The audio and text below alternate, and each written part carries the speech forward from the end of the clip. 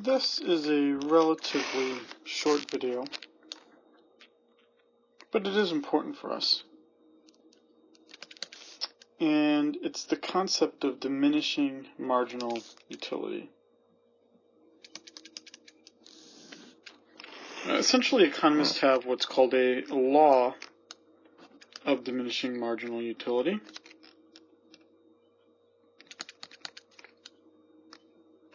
Now, economists with laws, it's not like it's something that can't be violated. It can, but we basically are saying here that there's a tendency for marginal utility to eventually decrease.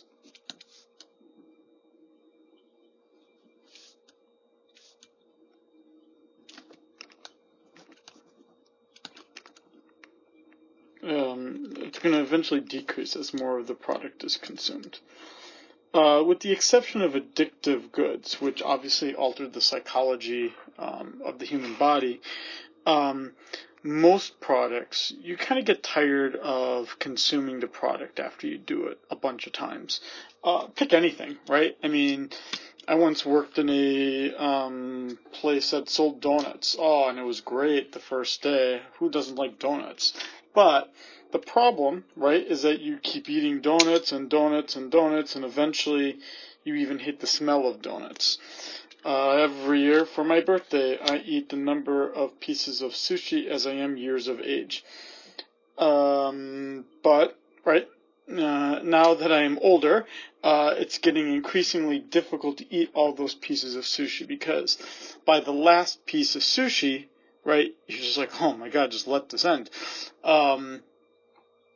Things are great in the beginning, but then get rougher and rougher as time goes on. Now, we can see this in our general shapes of our indifference curves, where the utility is held constant. Remember that the slope of this is the marginal utility I get from vitamins over the marginal utility I get from keyboards. Let's look at it this way. What if I went from A to B? You can see here that I increased my vitamins a significant portion. There's a very, very small decline in my keyboards.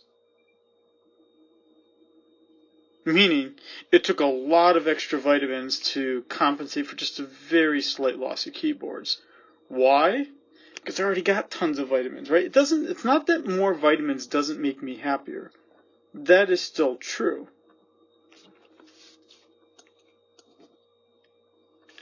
From A to B,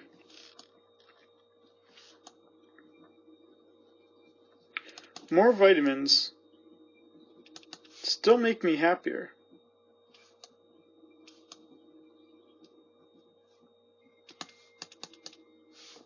Just not as much.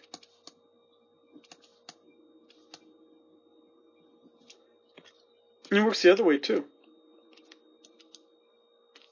Right? Let's do this as C and D. Here at C, I have a lot of keyboards. I can give up a lot of keyboards, and I only have to get a few more vitamins to replace that. Why?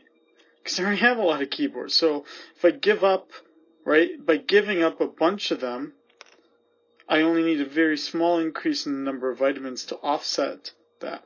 Right? Because here I'm getting more happiness from vitamins, but less happiness from keyboards. So, as I read the graph,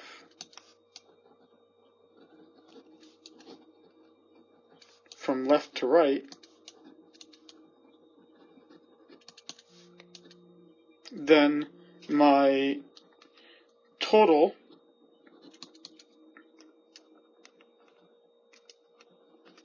utility is constant, and my quantity of vitamins is going up, but my marginal utility for vitamins is falling. These things are all true as I read this graph from left to right.